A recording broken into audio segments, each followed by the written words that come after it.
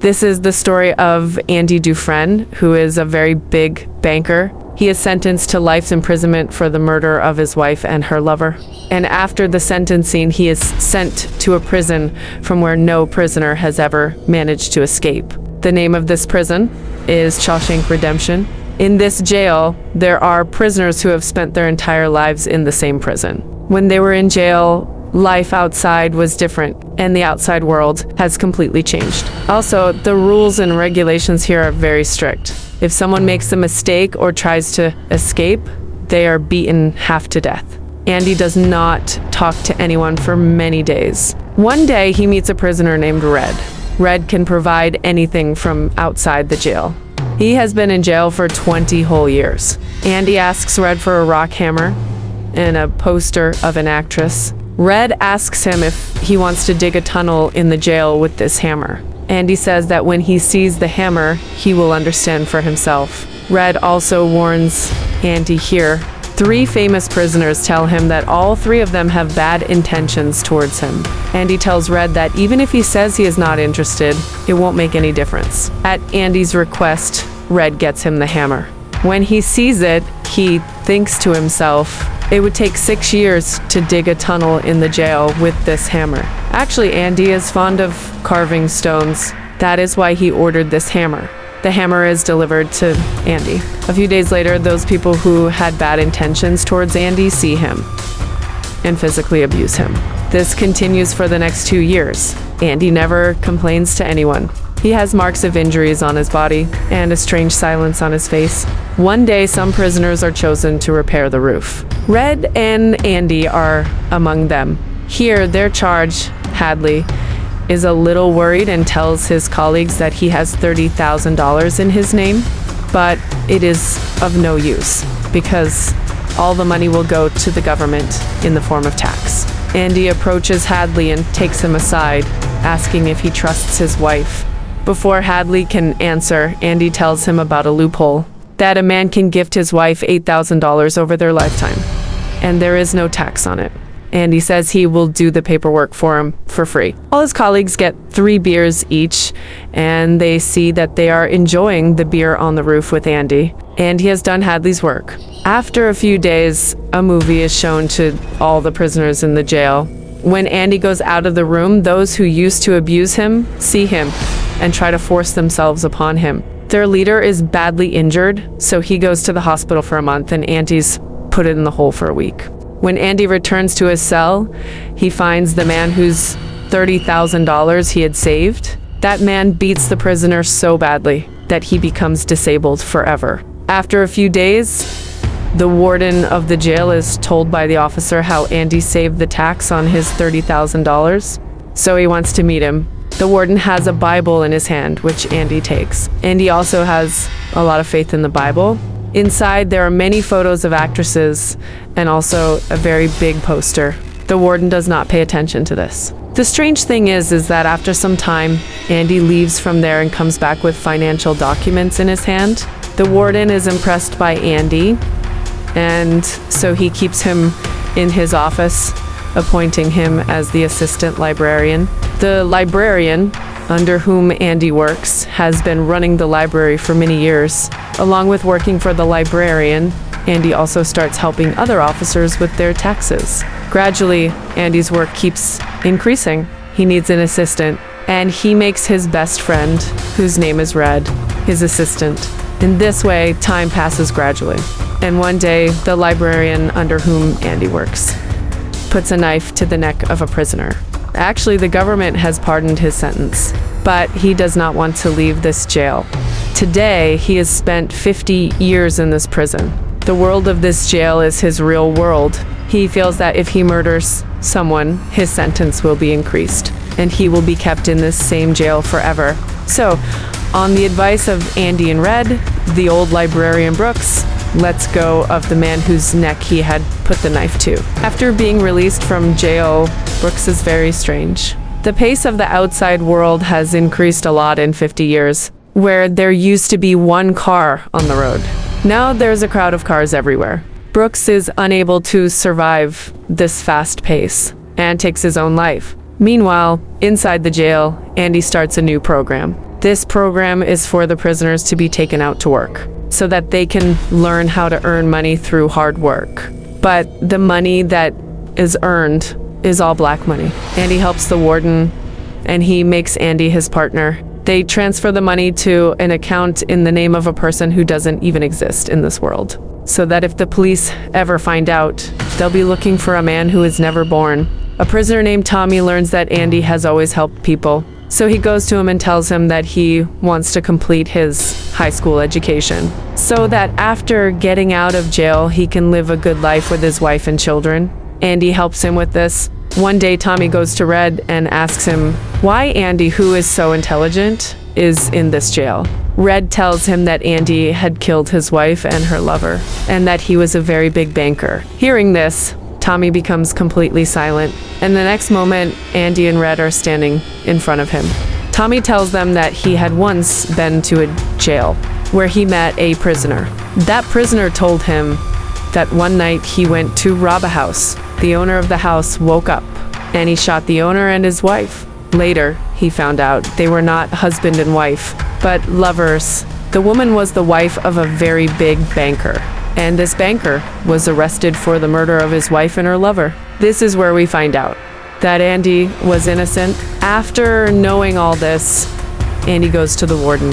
But the warden deliberately does not believe his words, because Andy is the person who turns his black money into white. Andy knows all his secrets. Andy indirectly threatens him that he will not tell anyone about his black money. This makes the warden angry, and he puts Andy in the hole for a month. At the same time, the warden gets Tommy, whose testimony could have freed Andy, shot. After this, the warden goes to Andy and tells him that Tommy tried to escape, so he was shot. Andy knows the warden is lying. He says he will never work for the warden again. The warden orders him to be kept in the hole for 1 more month. Until today, no one has ever been kept in the hole for such a long time. Now, after spending a total of 2 months in the hole, when Andy comes out, he goes to Red. Andy asks Red if he will ever be able to get out of this jail. Red says that he is very old now, and his mind has stopped working. Andy says that he will leave from here and go to Zuatnejo. It's a very beautiful place on the seashore in Mexico. It is said that a man finds himself there. He will open his restaurant there, repair his boat by the sea, and go fishing in the deep blue ocean with his friends. Red is troubled hearing this. He says that hope is a very dangerous thing. It can even drive a person crazy. You have to return to the world of reality. Mexico is very far from here. Andy says that Red is right. Now he has only 2 paths, either to live by suffocating or to die. Before leaving, Andy asks Red to promise that he will do one thing for him. Red says he will definitely do it. Andy says that near Buxton, there is a very big field. And in this field, there is a very big tree. Near that tree, there is a stone wall. On that stone wall, there is a black-colored stone. Something's kept under that stone. He asks Red to promise that whenever he gets out of jail, he will definitely go there. Red asks what is under the stone. Andy says that is why he must go there. After this, Andy goes straight to do the warden's work. After finishing the work, he keeps all his documents in a special safe. After keeping the documents, Andy gives the warden his clothes. He asks him to iron his clothes and shine his shoes like a mirror. After this, Andy goes back to his cell. Meanwhile, Red is very worried that night because he suspects that Andy might take his own life. In the morning, when the doors of all the cells open, Andy does not come out of his cell. And when the warden reaches his cell, he is completely shocked. The warden is shown taking out his shoes to wear, but in that box there are Andy's shoes, not his. And then the siren of a prisoner escaping is heard. The warden rushes to Andy's cell. Red is also called there. The warden asks Red where Andy is. Red says, "How would he know?" The warden gets very angry. He shouts, "Is Andy a ghost who disappeared from here overnight, leaving behind pebbles, stones, and a picture of a naked woman on the wall?" The stones in his hand, he starts throwing them toward the picture, and one stone hits the poster on the wall. But the stone does not fall down. It goes straight through the poster. When the warden puts his hand inside, he sees that Andy has dug a very big tunnel there. Everyone is shocked because this wall is very strong. Digging a tunnel through this wall without a machine was almost impossible. But Andy made the impossible possible and escaped from there.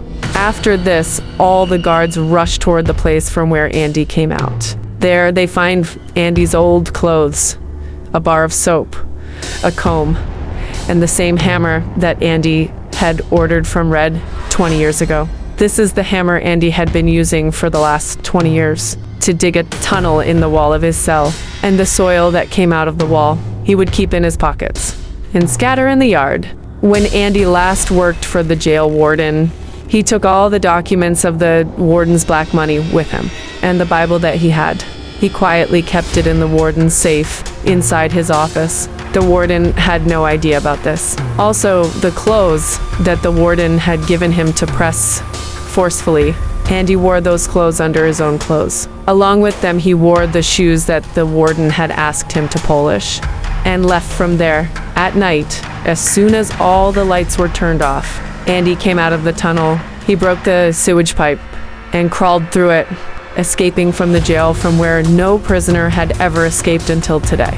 The sewage pipe Andy crawled through was as long as 2 football grounds. The next morning, Andy goes to the bank, where all the warden's black money is kept. The money is in the name of a person who does not exist in this world. Actually, Andy used to forge the signature of that man, and he had all the documents in that name. That is why he goes to the bank and withdraws $2.95 million. Now, not only has Andy become free, he has also become very rich. The next news is published in the newspaper. In it, the documents are not mentioned, but the Bible is mentioned. On the page of the Bible, it is written, "The warden was right. Salvation is within it." And when he turns the page, he sees that there's a mark of a hammer, a space cut in the shape of a hammer, inside which he used to hide his hammer. And when Andy first returned with the hammer 20 years ago, that hammer was inside this Bible. Now that the warden's entire secret has been exposed, the police are coming to arrest him. But before they can reach him, the warden shoots himself. After some time passes, and his friend Red's sentence is pardoned. He's given a job, but Red Hairs does not feel comfortable in the outside world because he had spent 40 years of his life in jail. Red also lives in the same room where the librarian Brooks used to live, and Red also wants to take his own life. But then he remembers the promise he had made to Andy, and he goes to that big grassy field where there is a very big tree. Alongside it, there is a stone wall. On that wall, there is a black stone. When he lifts that stone, there is a box under it. Inside that box, there is some money and a letter. This letter is from Andy. It is written in that letter, "Do you remember the name of the place I told you about in jail?" Then Red says softly, "Zuataneo," and Andy's voice echoes, "Come to that place. I'm waiting for you." It is written in the letter, "Hope is a good thing, maybe the best of things, and a good thing never dies." After this, Red reaches that place. When he walks to the seashore, he sees Andy sitting there repairing his boat. This place, this is everything Andy had once described to him in jail. Red had once said, "Hope can drive a man crazy," but now he knows hope is the best thing in this world. Because of that hope, Andy got everything he dreamed of in just 20 years. This is one of Hollywood's finest films. Its budget was only $9 million, but it earned $50 million at the box office. I hope you liked it.